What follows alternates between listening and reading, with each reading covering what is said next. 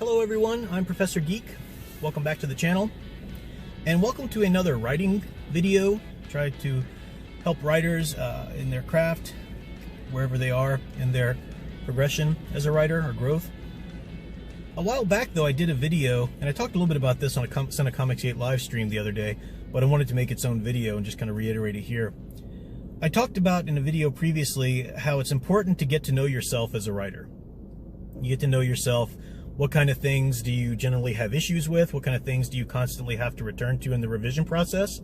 You get to know that, and then when you can help yourself maybe not make it such an issue going forward in your first drafts. And you get to know yourself in other ways. Are you somebody who does a lot of pre-writing? Are you an outliner? Are you somebody who likes to revise as you write? You get to know yourself as a writer, and there's no real right or wrong way to be a writer as long as you are a writer and doing the writing in some way. Once you know yourself and your habits and what works best for you, what time of day and everything like that, then you can better accommodate yourself and better accommodate your muse and better, see to it that writing's happening more effectively in your life. But just as important as it is to know yourself as a writer, you have to know your writing. You have to know each story that you write. Know your story. And that's something that you have to get to know each time you start a new story. It does not mean, depending on what kind of writer you are, maybe you outline, maybe you like to think a lot, take extensive notes, really map out an entire universe for a story before you start it.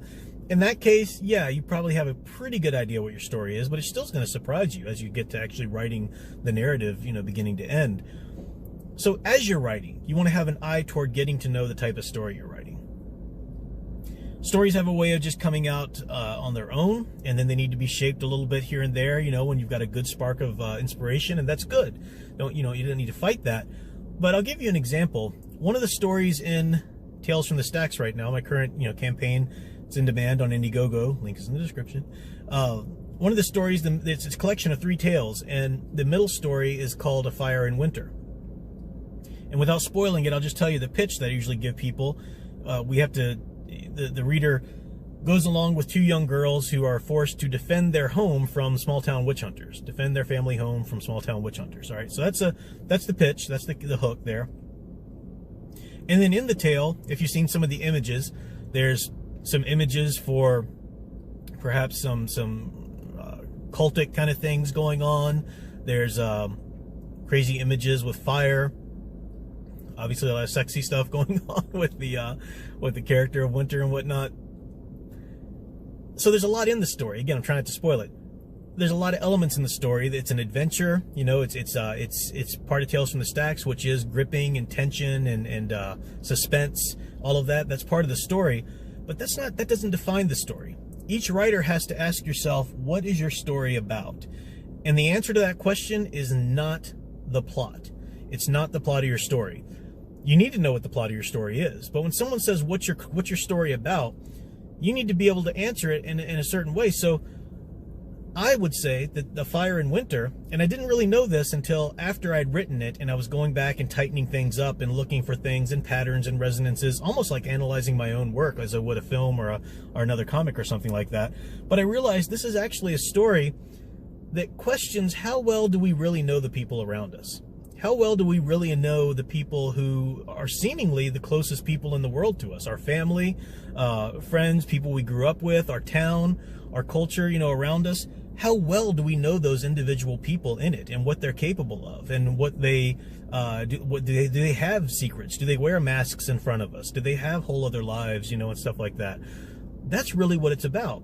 How well do we know the people around us, even those who are closest to us? That's what A Fire in Winter is about. And you should be able to boil it down to one statement like that, whatever your story is. A novel even. This is one of the things I try to do with my analysis when I'm analyzing films or comics or Stranger Things. I recently did the analysis of season 1 and season 2. Still working on the season 3 one. Season 1 is about communication and who is it safe to share the secret of yourself with, You boil it down to that. It's got to do with what is this really, what's beneath the plot, beneath the tension and the pacing and all that stuff that's completely necessary. Beneath that, what's going to make this story stick with people? What's going to draw them back to it? What's going to keep them going as they read it and as they subconsciously start to realize what themes and what ideas you're dealing with? What human human experiences are you tapping into? That's how you need to know your story. There are other ways too. Once you know your story, you start to know the characters. I've talked a little bit before about how the Gore Vidal quote about how every writer has a certain amount of cast of characters that they tend to choose from over and over, and most writers have a pretty limited cast of characters. You have to work on building that up. But, you'll notice that a lot of your protagonists, for example, will tend to be very similar in nature when you first start writing. Even if you try to divvy them up, you'll know, well, this one's a different race, or this one's a boy or a girl or whatever. You'll notice that their personalities, when you first start to write, they'll be very similar.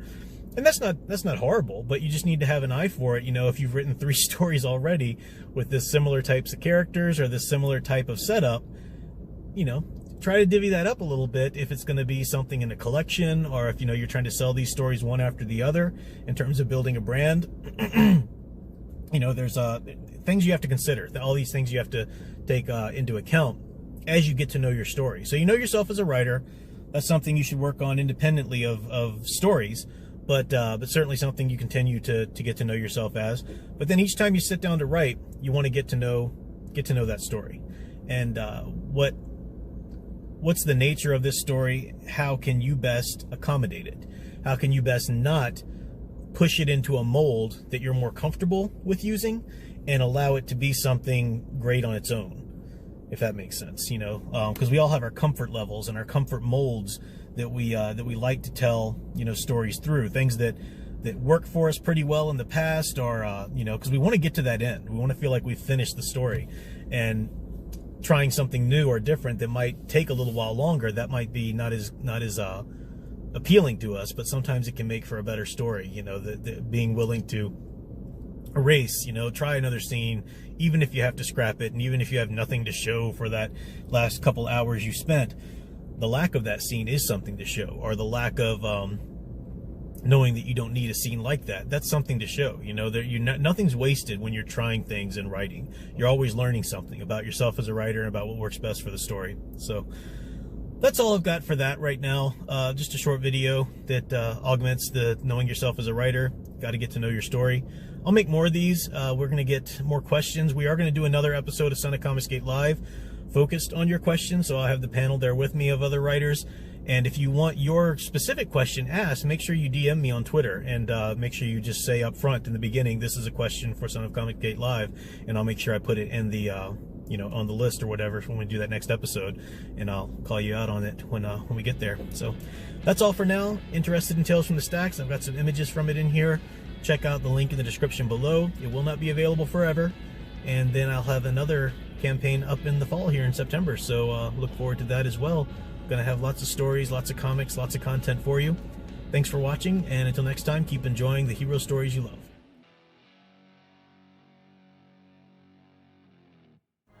Do you like comics that are unafraid to portray women as feminine and men as masculine? Do you enjoy being entertained rather than preached to? If so, then you'll love my own graphic novel, currently on Indiegogo. Tales from the Stacks is an anthology series in the vein of The Twilight Zone or Tales from the Crypt. It contains 3 uncanny tales to thrill and haunt you long after reading.